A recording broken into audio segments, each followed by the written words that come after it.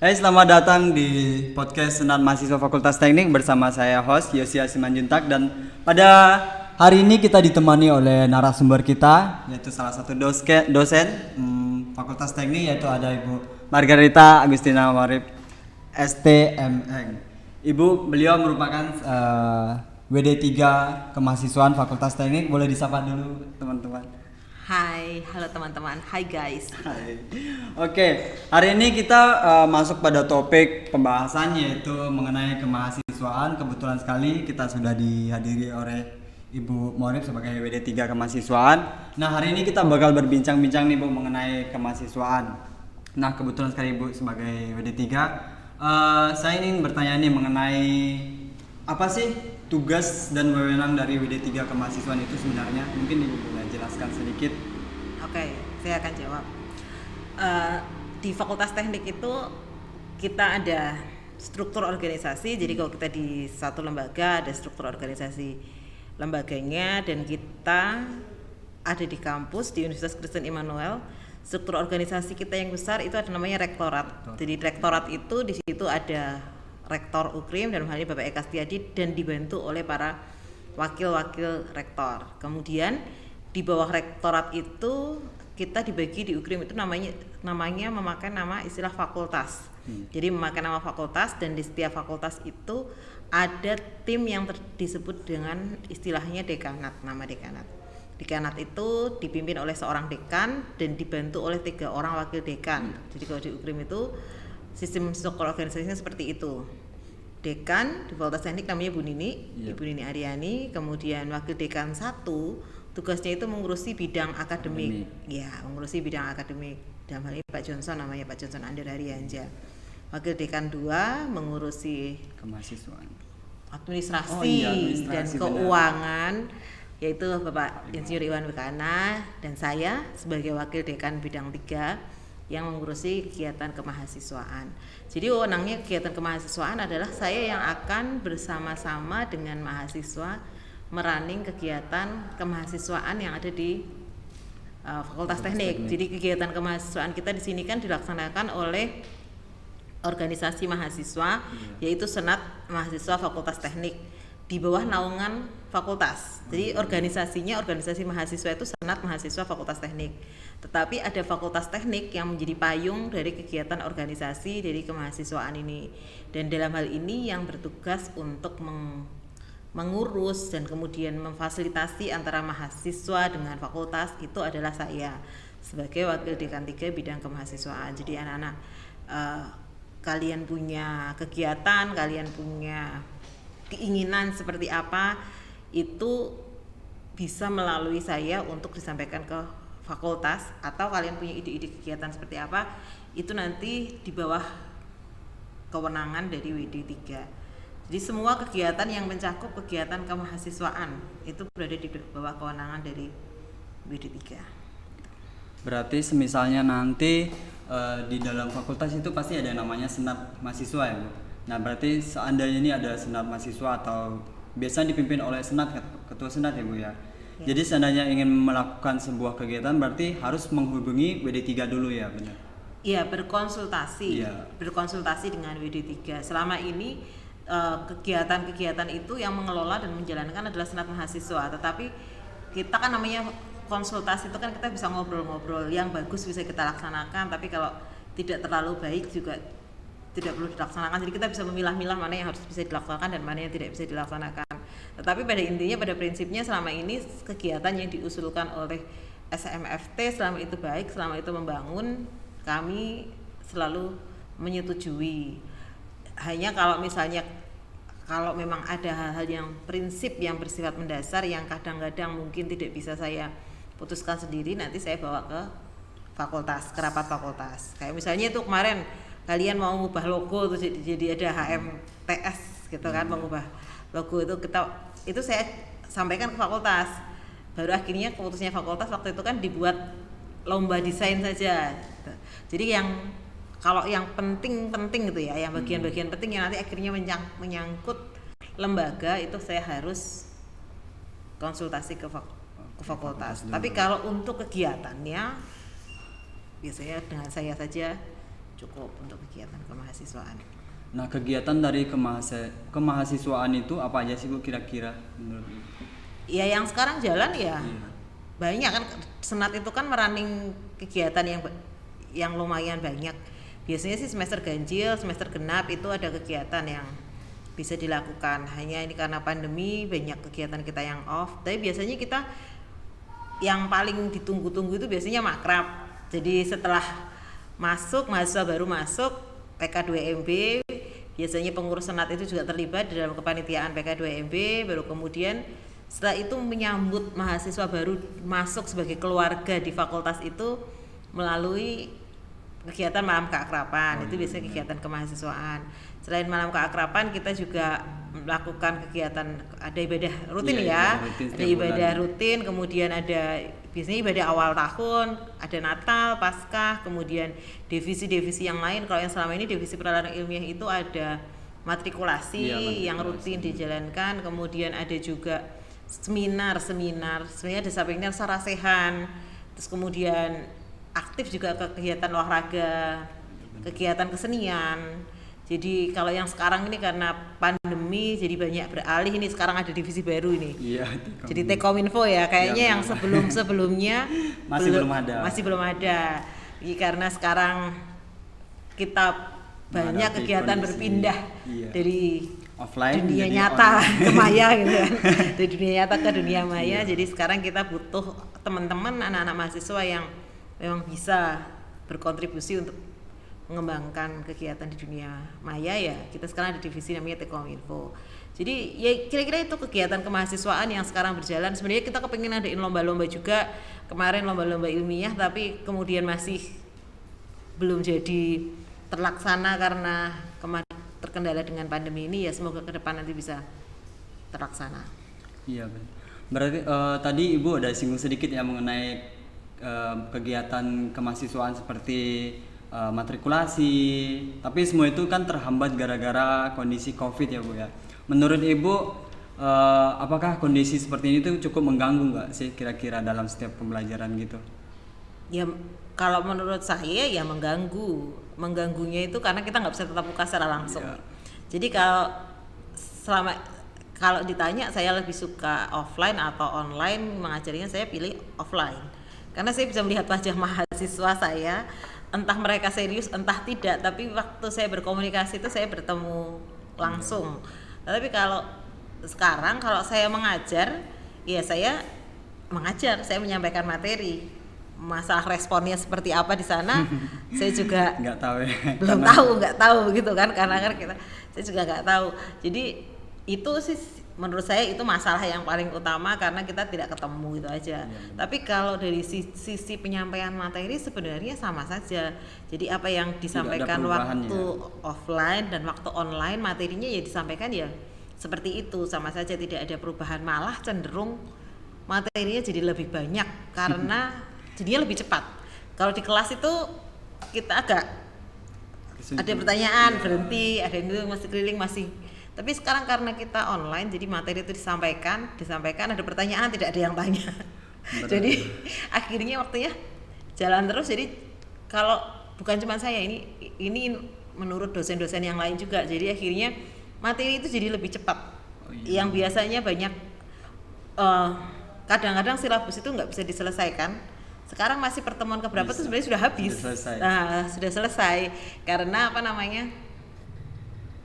Ya karena waktunya jadi kayak webinar. Kalau webinar itu masalah pesertanya seperti apa, yang penting pematerinya cukup menyampaikan materi ya gitu. Kalau di kelas kan kita ngelihat mahasiswanya nggak bisa, kesulitan seperti apa, akhirnya kita berhenti, stop, diulangi dulu ngajarnya gitu. Jadi akhirnya materinya tidak seperti saat kita mulai pengajaran tatap muka begitu secara langsung ya.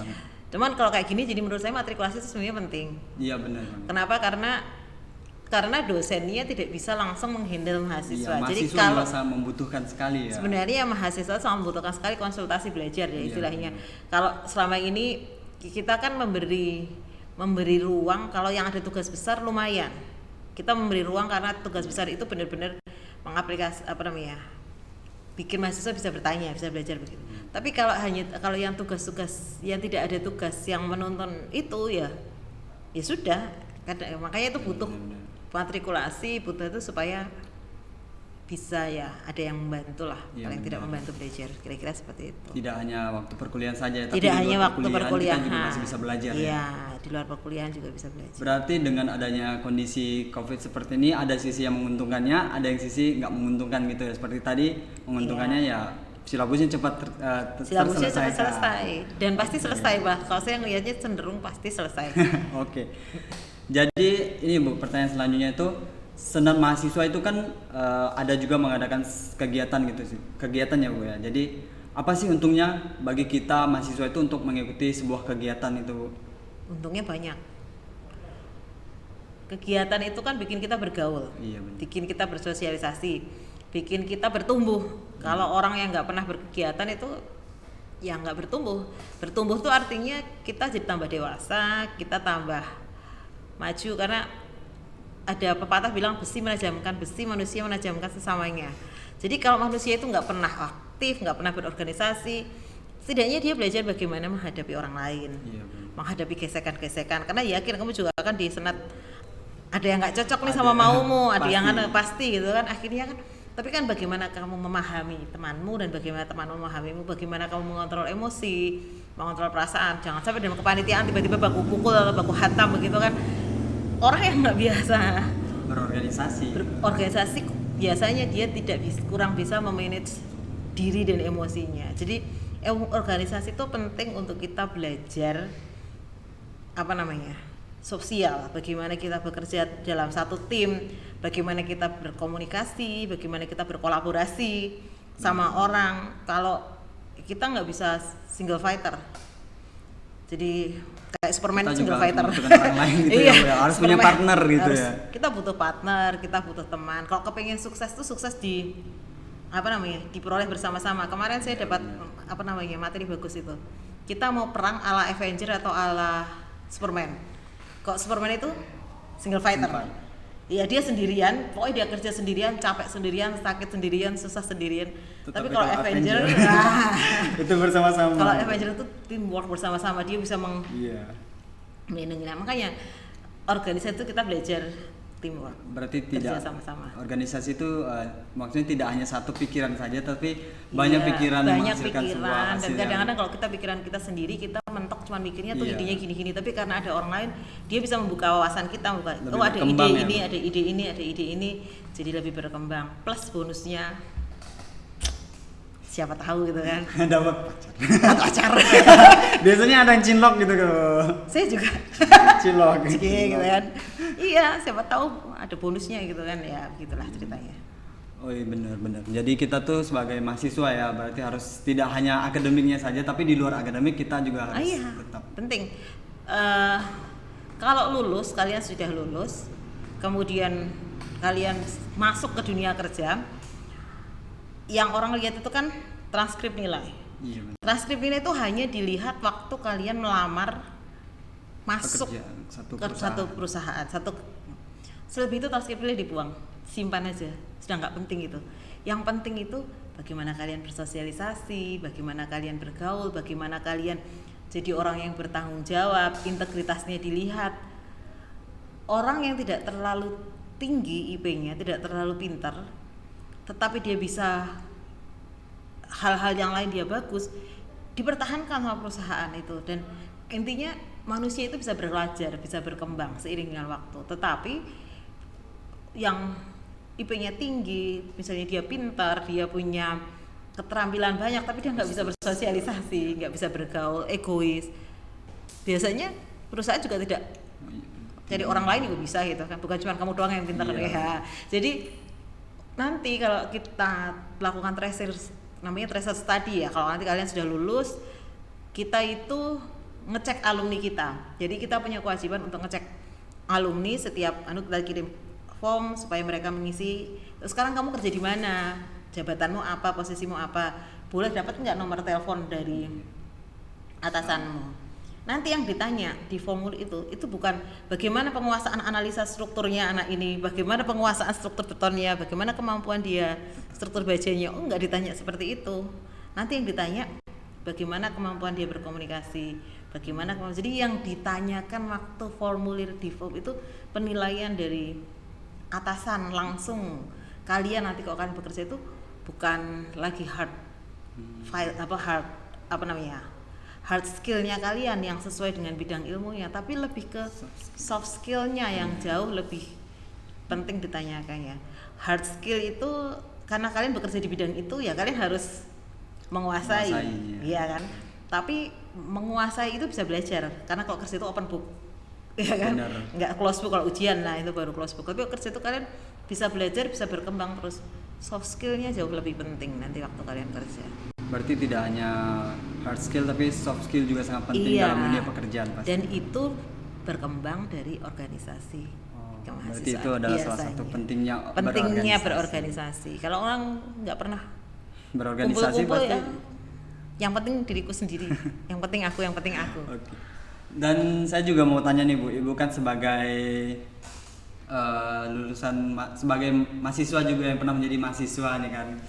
Menurut Ibu gimana sih Bu ketika Ibu lulus terus masuk ke dunia kerja, kira-kira ketika Ibu waktu berkuliah itu terus masuk ke dunia kerja, itu soft skill Ibu bisa Ibu gunakan nggak sih? Bisa sangat penting nggak sih? Maksudnya bisa Ibu terapkan nggak sih? Sangat. Yang setiap orang itu kan dikasih karakter berbeda-beda. Ya, setiap orang tuh bertumbuh sesuai dengan karakternya. Hanya kalau dia punya soft skill yang baik, dia bisa memahami orang lain, dia bisa mendapatkan. Kalau saya, pengalaman saya sendiri, saya orangnya to the point dan saya orangnya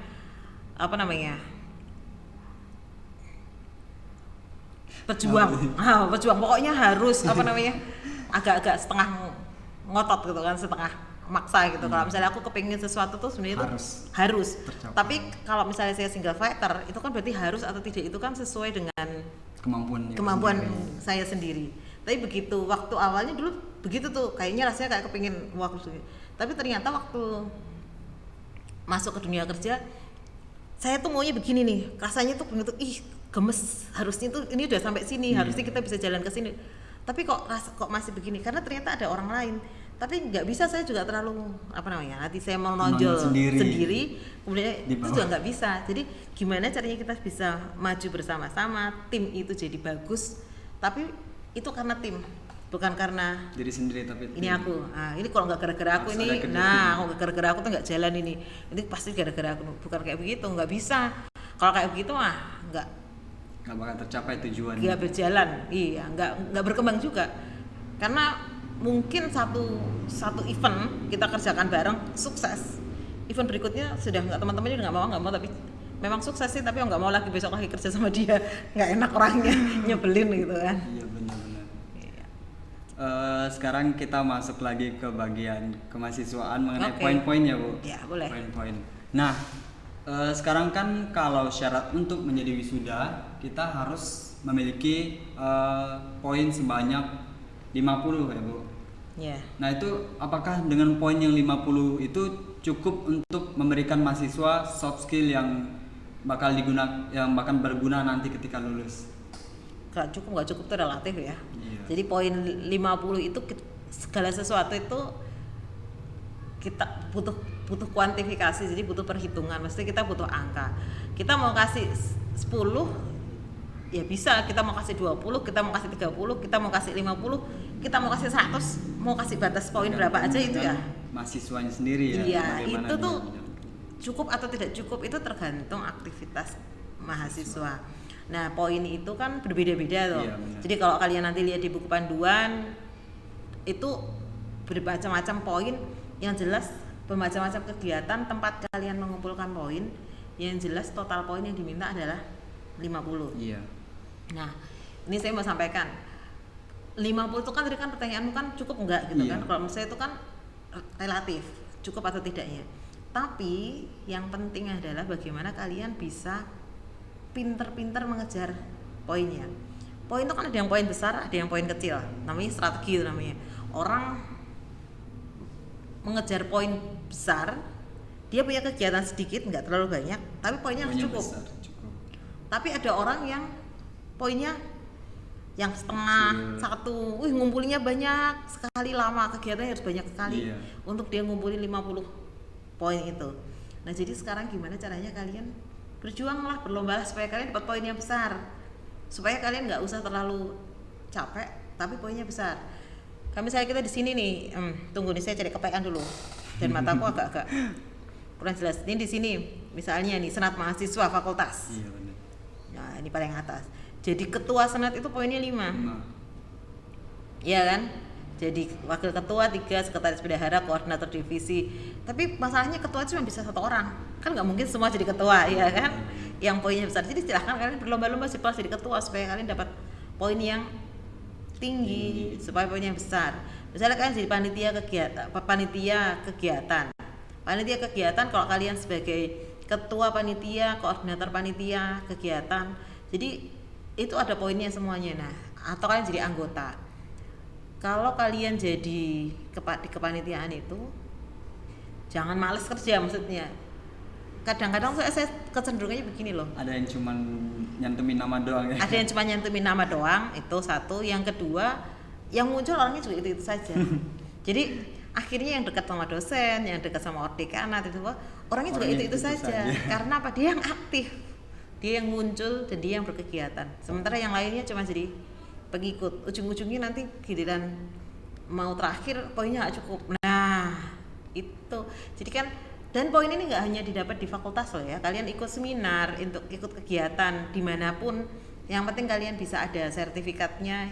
Itu kalian bisa dapat poin. Kemudian kalian berkegiatan di gereja, berkegiatan di masyarakat. Yang penting itu buktinya ada sertifikat atau ada apa, itu kalian bisa cantumkan. Jadi poin itu kalian bisa dapatkan di mana saja. Intinya kalian beraktivitas, karena aktivitas itu penting. Aktivitas yang dapat membangun kepribadiannya. Aktivitasnya jangan berantem. Itu juga aktivitas tuh, cuman aktivitas yang nggak bagus. Dan juga Bu, kan kemarin sebelum kita memberikan poin 50 sebagai syarat untuk wisuda, itu kan sebelum itu 30 poin. Kenapa bisa dinaikkan menjadi 50 Bu? Apakah masih belum cukup gitu Bu? Iya, kenapa dinaikkan jadi 50? Sebenarnya kita ini di UKRIM ini dalam hal poin kegiatan kemahasiswaan itu masih ada kelemahannya karena kita belum punya aturan yang seragam di semua fakultas. Jadi setiap fakultas berbeda-beda. Kita buat aturannya masing-masing.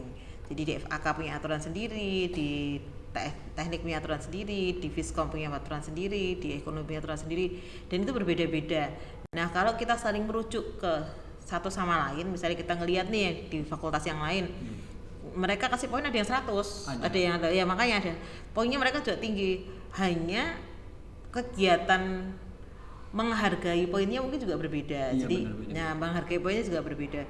Jadi karena kita belum ada panduan yang sama di UKRIM ini, akhirnya kita berikan itu ke kebijakan masing-masing fakultas. Nah kebijakan masing-masing fakultas. Dan waktu kita rapat dengan dekanat kemudian untuk memutuskan poin kegiatan kemahasiswaan, sebenarnya semakin kesini soft skill semakin penting, semakin dibutuhkan.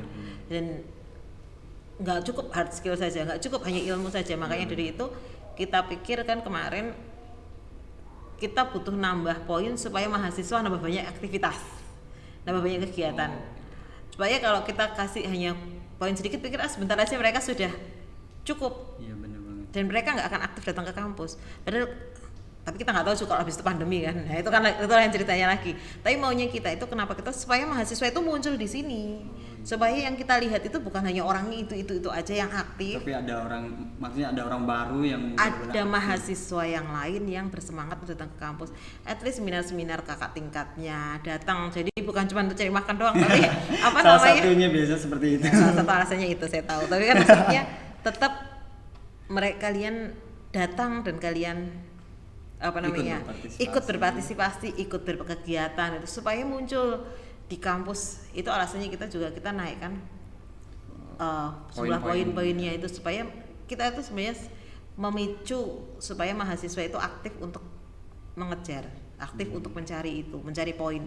Jadi mencari poin itu bukan cuma di TS aja, bukan cuma di teknik sipil aja, tapi kalau misalnya kalian ikut kegiatan di luar di universitas, misalnya di BEM, itu kan banyak kegiatan. Iya. Jadi kepanitiaan di fakultas, kepanitiaan di universitas, kalian bisa ikut. Misalnya kalian ikut UKM itu di universitas juga banyak UKM kan. Iya benar. Nah itu semakin aktif sebenarnya semakin bagus. Hanya tetap memang balance, gimana caranya kalian mengatur waktu, karena tugas utamanya kalian tetap belajar. Iya benar. Ini Bu, kan tadi Ibu sempat bilang antara belajar dengan beraktivitas seperti kepanitiaan tuh harus balance. Kan biasanya ada nih mahasiswa yang menganggap, kenapa sih ikut kegiatan, ya kita kuliah tetap ya kuliah aja, nggak usah ikut kegiatan. Ibu menanggapi hal seperti itu gimana Bu kira-kira? Dengan mahasiswa yang beranggapan seperti itu. Kalau menurutku sebenarnya itu sah-sah aja sih, itu pilihan. Jadi itu pilihan. Ada orang yang memang milihnya kayak begitu, hanya itu tadi tujuannya berkegiatan itu kan untuk mendapatkan soft skill yang banyak. Kalau besok kamu mau jadi single fighter, hidupmu ditentukan oleh kamu sendiri, ya terserah gitu kan. Tapi kalau saya bilang lebih bagus jadi orang yang bisa berkolaborasi, yang bisa bekerja sama dengan orang lain daripada single fighter. Dulu saya sharing sedikit. Dulu waktu awal-awal saya kuliah saya juga begitu. Kenapa saya juga begitu? Karena rumah saya jauh, itu alasannya.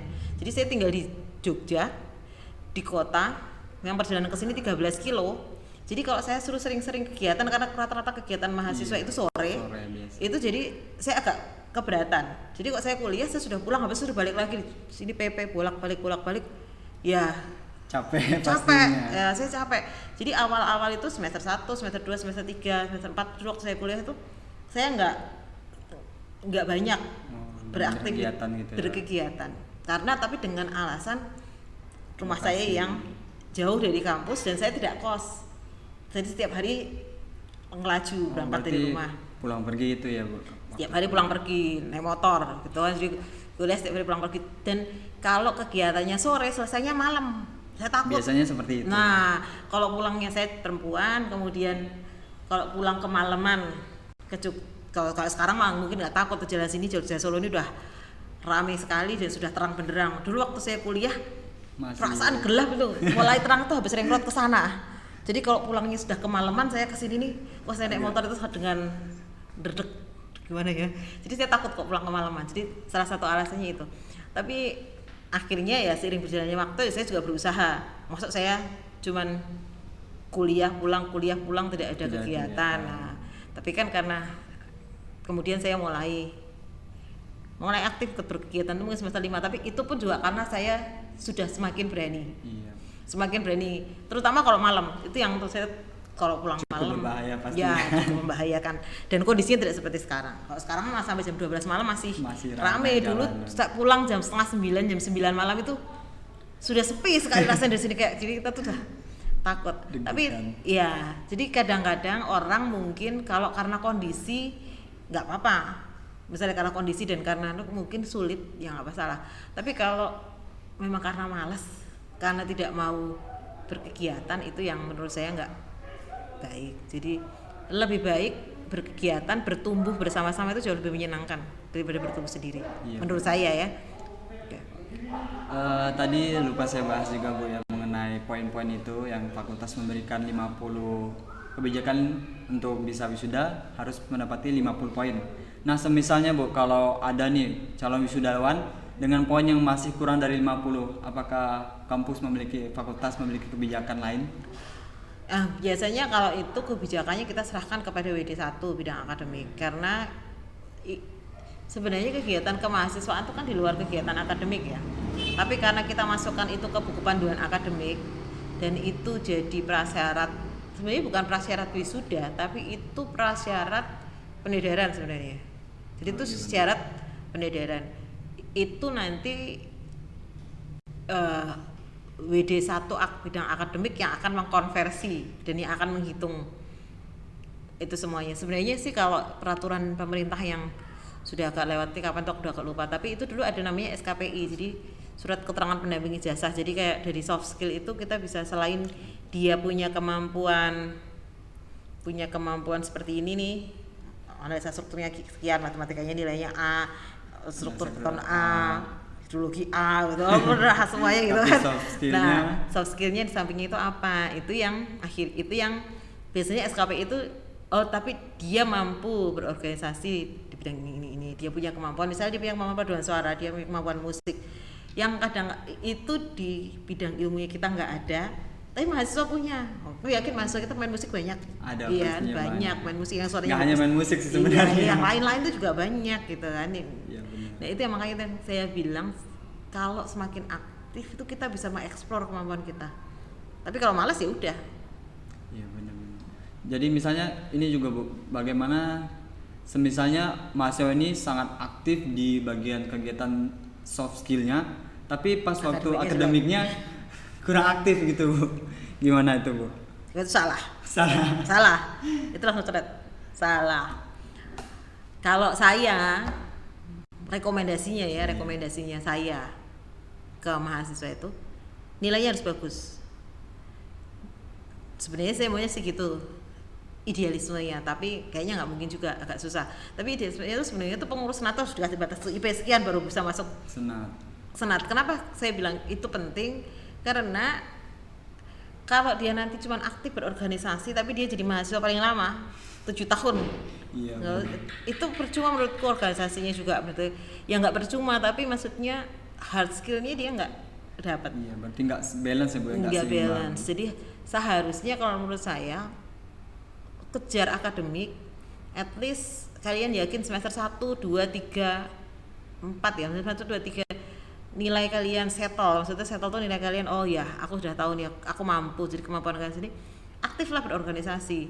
Jadi aktif berorganisasi tapi tidak terus begitu aktif berorganisasi nilainya jadi turun.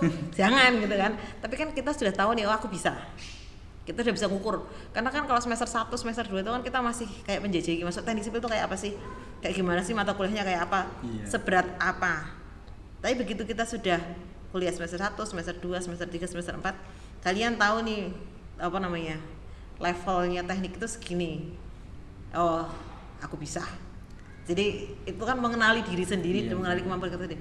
Aku bisa kalau sekarang aku berorganisasi. Itu juga salah satu bagian yang tadi saya ceritakan tuh. Saya mulai berorganisasi saat semester 5. Saya baru mulai aktif di kegiatan kemahasiswaan. Itu waktu semester itu Ibu masih muda. Waktu aku merasa bahwa aku tuh aku bisa ngatur waktu, karena kebetulan dulu saya itu juga tuh orang kerja. Orang kerja itu dari awal saya tinggal sama orang tua saya tidak kos, uang itu dicukupin sama orang tuaku. Tapi aku tuh dari SMA kelas 1, kelas 2 ya, saya udah cari duit sendiri, saya ngajar les. Jadi ngelesin matematika anak SD. Waktu saya kuliah saya ngelesin matematika yang anak SMP, SMA waktu itu. Jadi waktu saya juga banyak, kalau sore itu saya kayak les privat, bimbingan belajar ke mahasiswa seperti itu, ke siswa-siswa sekolah juga.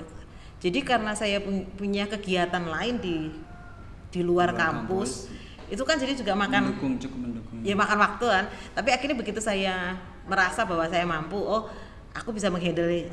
Soalnya kalau di kampus kan nggak dapat duit ya. Iya. Tapi kalau itu kan aku dapat duit. Pengalaman doang berarti. Ya dapat pengalaman. Kalau itu kan dapat uang. Jadi selain itu jadi apa namanya? Aku bisa kuliah, bisa mengikuti kegiatan, aku bisa tetap mengatur jadwal ngelesi. Waktu itu kan jadwal ngelesin aku dapat.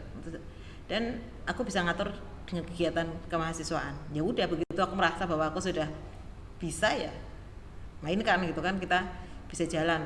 Tapi waktu sebelum itu ya saya nggak mau. Jadi waktu itu saya mulai semester 5 memang dengan alasan yang bla bla bla macam-macam tadi yang saya jelaskan tadi. Tapi akhirnya saya bisa mulai jalan. Jadi kalau menurutku jangan hanya berorganisasi tapi nilai akademiknya terus nggak bagus. Menurutku justru nilai akademik bagus dulu, kamu sudah settle baru berorganisasi. Jadi dari awal semangat berorganisasi tapi akademiknya nggak dikejar. Karena kamu kesini kuliah mau jadi insinyur. Iya, bukan kuliah untuk jadi ketua panitia dengan berbagai macam. Jadi ketua panitia, ikut kegiatan ini, ikut kegiatan itu, itu bonusnya. Kamu berorganisasi, kamu tinggal di kampus gitu. Harus diimbangi dengan akademiknya juga. Iya, tapi akademik itu tetap nomor satunya. Karena orang tuamu bayarin kamu kesini, kamu dikirim kesini buat kuliah pastinya. Dibayarin orang tua kan buat kuliah, iya kan? modal untuk nanti kamu kerja. Meskipun soft skill tadi saya bilang itu modal besar untuk kamu kerja, tapi untuk kamu diterima itu hard skillnya yang ditanya. Nah, kamu bisa apa? Soalnya nanti orang tanyanya bukan nilai mata kuliahmu ini A atau B atau C, nggak ditanya begitu.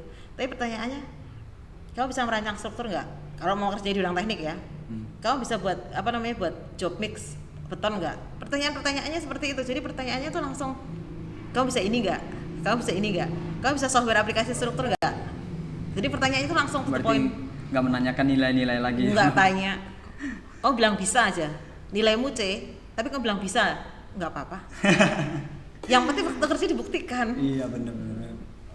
Jadi ini semisalnya Bu, kan dari semester biasanya ada nih mahasiswa yang mulai aktif di semester 1 ikut kegiatan. Apakah itu tidak masalah Bu? Nggak mengganggu perkuliahan gitu?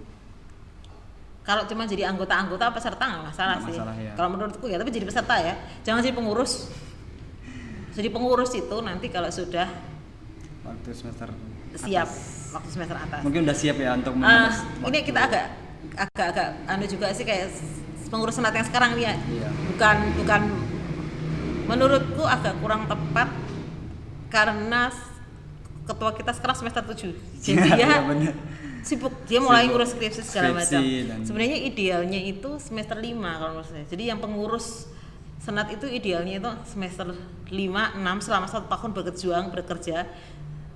Jadi semester 1, 2 ikut aja jadi anggota, peserta. Kegiatan ini aktif, ikut kegiatan ini, tapi nggak jadi pengurus, tapi ikut aja kegiatannya. Nanti semester 3, semester 4 mulailah ikut kepanitiaan ini, kegiatan-kegiatan ini, jadi pengurus. Tetapi waktu dia jadi pengurus, dia belum jadi pengurus intinya. Biar pengurus intinya semester 5, semester 6.